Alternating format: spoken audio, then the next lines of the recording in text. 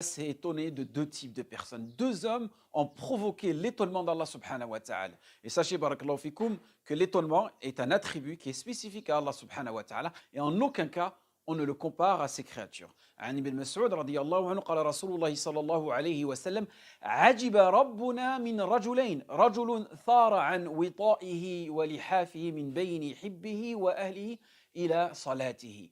Allah subhanahu wa ta'ala s'étonne de celui qui se lève pour prier la nuit.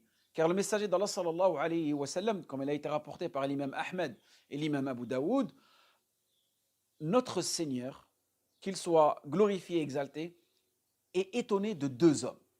Premier homme, un homme qui a quitté son lit, sa couverture et sa femme pour prier Allah subhanahu wa ta'ala.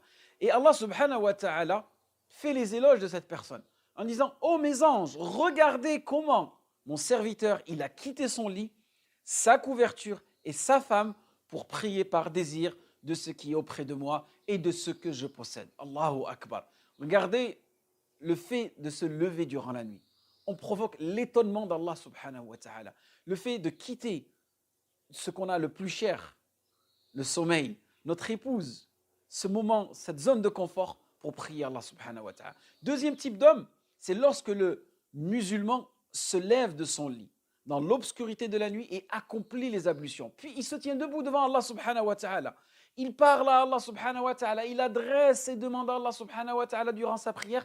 Alors Allah subhanahu wa ta'ala parle de lui à ses anges. Imaginez, vous êtes évoqué, votre nom est évoqué aux anges d'Allah subhanahu wa ta'ala. Et Allah subhanahu wa ta'ala écoute tes demandes de pardon, tes invocations, tes glorifications. Et tu t'adresses à un moment où les anges dorment, à un moment où est le Seigneur des hommes et leur Créateur qui ne dort jamais et dit à ce moment-là: y a-t-il quelqu'un qui m'implore et j'exaucerai sa prière? Et Abu Huraira radiyallahu anhu rapporte aussi que le messager d'Allah sallallahu alayhi wa sallam a dit: au dernier tiers de chaque nuit, notre Seigneur, Allah subhanahu wa ta'ala, jalla jalaluh, descend au ciel le plus bas et dit: Ana al-Malik, je suis le roi, je suis le roi. Qui me prie pour que j'exauce sa prière? Allahu Akbar. Qui me demande pour que je lui donne? Qui implore mon pardon pour que je lui pardonne?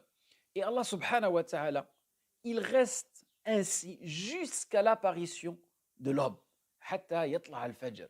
Le hadith est rapporté par l'imam Bukhari et l'imam Muslim.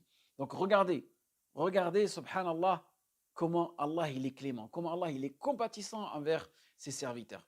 Et Jabir a dit qu'il a entendu Sami'a min Rasulullah sallallahu alayhi wa sallam dire que durant la nuit se trouve une heure pendant laquelle si un homme musulman demande à Allah subhanahu wa ta'ala du bien de ce monde et de l'autre, Allah subhanahu wa ta'ala le lui donnera sans aucun doute. Et ceci chaque nuit.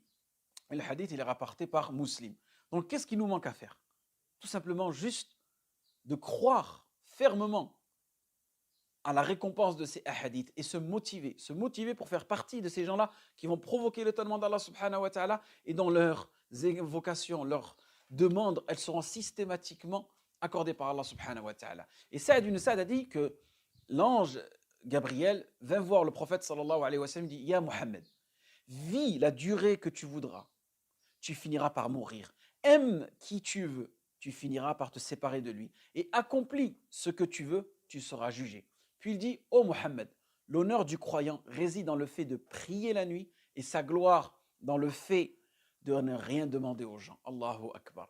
Donc tous ces hadiths nous poussent quelque part à quoi?